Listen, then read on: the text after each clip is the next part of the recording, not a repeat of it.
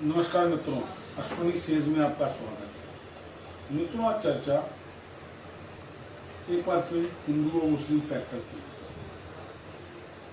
जिस देश का संविधान इस बात को स्पष्ट रूप से उल्लेखित करता है कि जातीय या धर्म के आधार पर नागरिकों में विभेद नहीं किया जाना चाहिए, वहीं हिंदुस्तान की राजनीति का आधार जात और धर्म है।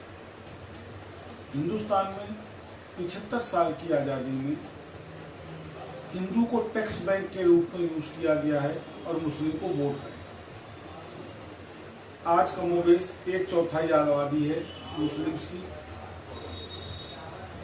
और रिमेनिंग के 75% में जो हिंदू आबादी है, जो विखंडित है सवर्णों में, हरिजनों में, पिछड़ों में, अन्य पिछड़ों में, ये टैक्स बैंक इसको इसलिए रखा गया कि बड़ी आबादी और आबादी के अनुपात में विभिन्न मदों में कर की सर्वाधिकता प्राप्त जो है वो हिंदुओं से होती है। हिंदू क्लेम न कर ले, इसके लिए पूर्ववर्ती सरकारों ने विभिन्न प्रकार के जबरदस्ती के एक्ट हिंदुओं पर थोपे, जिससे हिंदू एकता, हिंदू का प्रभुत्व प्रभावित हो, दबाया जा सके उसे, और उसको यूज एंड थ्रो के रूप में रखा जाए।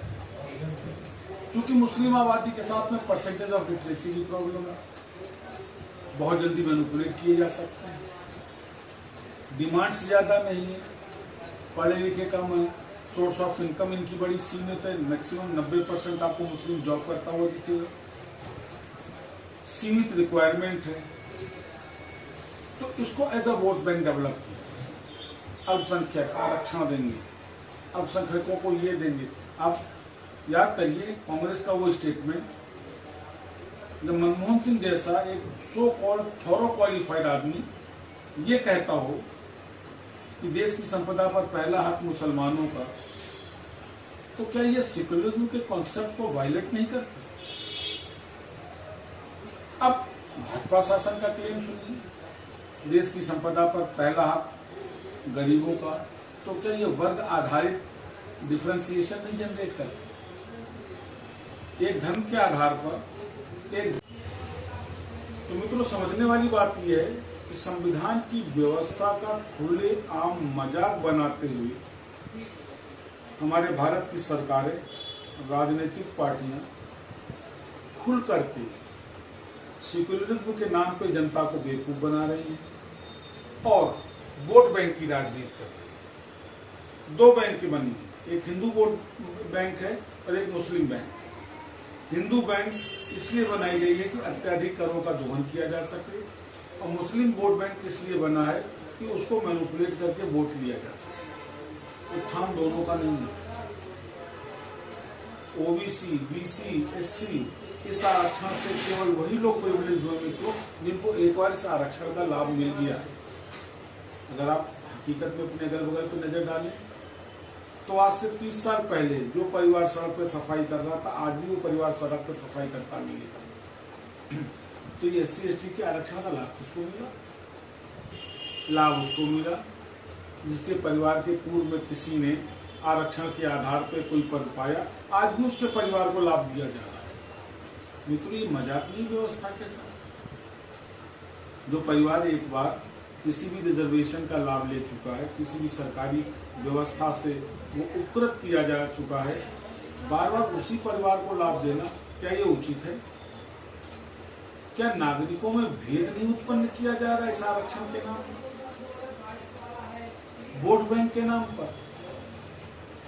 कितना शर्म की बात है मित्रों। मैं समझ नहीं पा रहा हूं क्यों कर हमारा चुनाव आयोग इतना बेबस और लाचार संवैधानिक ढांचा है।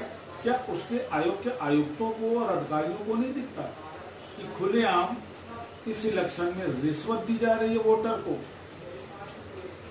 लखपति बहने बनाने के नाम पर? मैक्सिमम MSP देंगे यदि हमारी सरकार आई, 6 लाख नौकरियां देंगे। अगर आपको याद हो 2014 में 1 करोड़ नौकरी की बात जो है भाजपा ने भी की थी। Is it not a kind of obligation of the bank?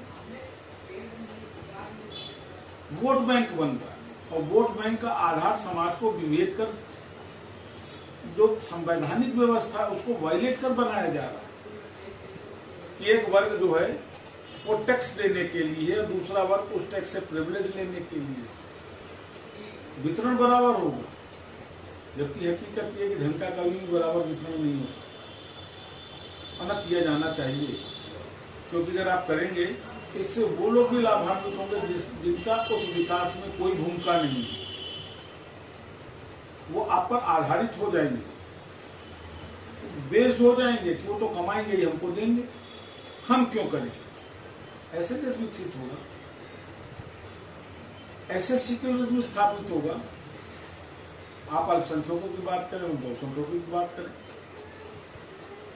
आप धर्म विशेष की बात करें, हम धर्म विशेष की बात करें, ऐसे सेक्युलरिज्म आएगा। क्यों बेवकूफ बनाया जा रहा है भारत की जनता को? सोचिए, क्योंकि ये मामला केवल हमारे आपका नहीं है, हमारे आपके बच्चों के भविष्य का है। आज मैं व्हाट्सएप पर एक बड़ा अच्छा मैसेज देख रहा था मित्र, हर आदमी की ख्वाहिश है चांद को पाने की, बड़ा मोहब्बत करता है, चांद सी महबूबा हो मेरी। तो जब आप इतना चांद को चाहेंगे तो मित्रों सूर्य को कहीं ना कहीं तो बुरा लगेगा। आज विकास के नाम पर विनाश हो गया है देश का।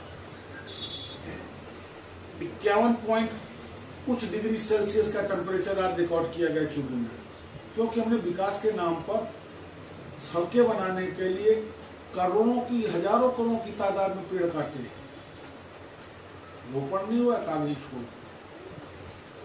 ठीक उसी तरीके से कि जिस तरीके से आरक्षण के नाम पर हमने समाज को केवल बांटा है, उससे वास्तविक विकास कहीं नहीं हुआ है।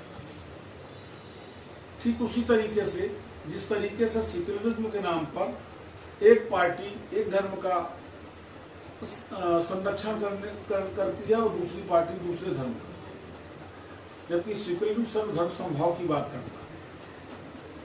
सोचना होगा, ये इसलिए सोचना होगा कि हमको यूज किया जा रहा है इन राजनेताओं द्वारा अपने निहित स्वार्थ के लिए, ना कि हमारे कल्याण के लिए, ना देश के लिए। और जहां हमारा कल्याण निहित नहीं है, हमारे देश का कल्याण निहित नहीं है, जहां हमारे संविधान की अपनी मर्जी की व्याख्या की जाती है, हम ऐसे हर व्यवस्था का बहिष्कार करना होगा। पुनः मुलाकात करूंगा मित्रों, नमस्कार।